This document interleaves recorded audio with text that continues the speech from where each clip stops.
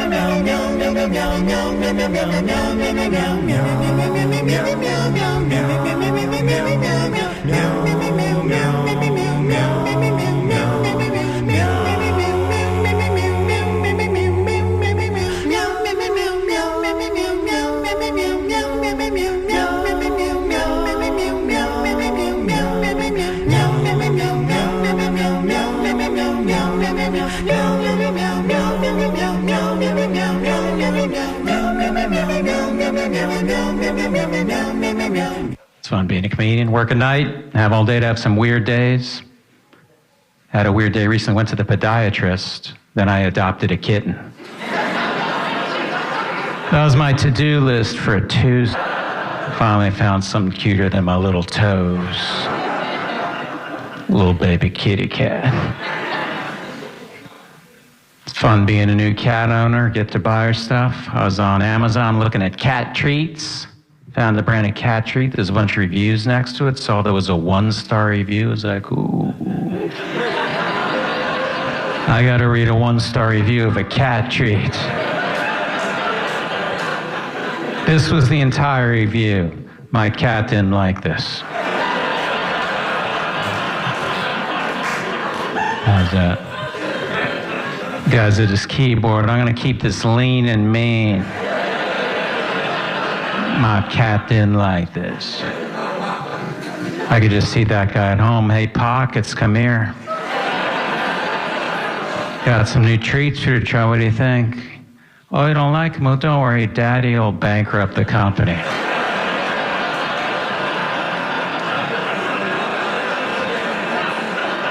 What? Just try a different brand. Don't be so petty. You don't be so polite, Pockets. I'm going to crush them.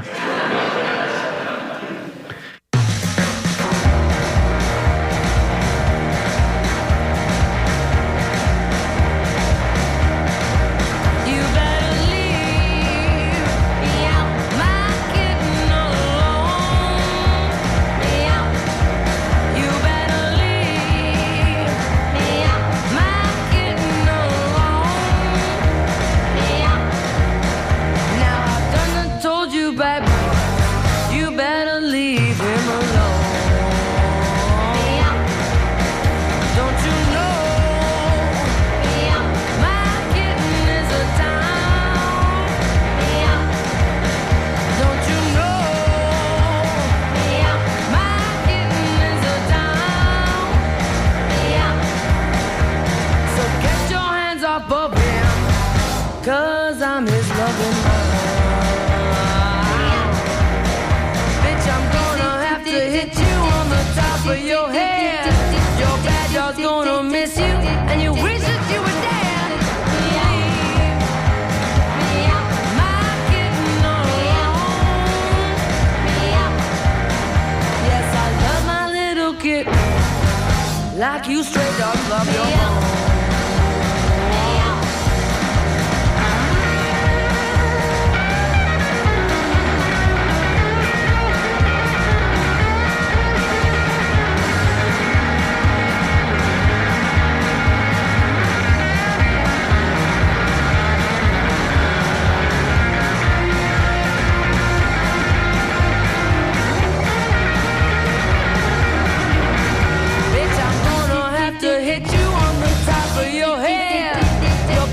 Gonna miss you, and you wish that you were dead.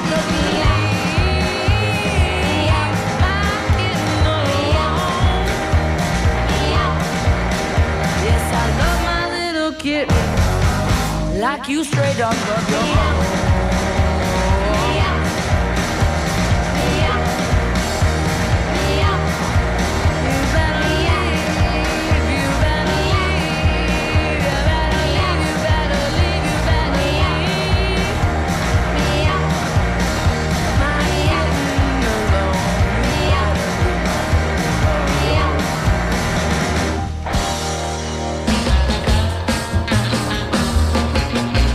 Hello, this is Austin with Chapters Health System with a public service announcement. Do you have a plan for your pet if you get a serious illness?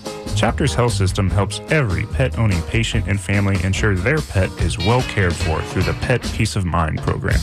From dog walking to vet services, with Pet Peace of Mind, Chapters Health has you covered. For more information, go to chaptershealth.org/pet peace of mind.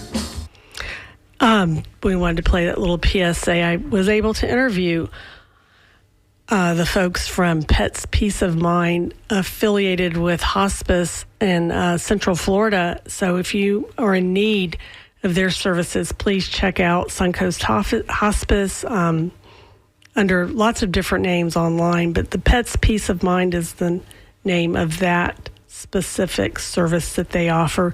I wanted to let you know we just listened to the Detroit Cobras, Leave My Kitten Alone, and before that we heard from Todd Berry, Adopted a Kitten. Thank you so much to Tiffany Neal for joining us today on this wonderful holiday, taking the time to come all the way from Bartow.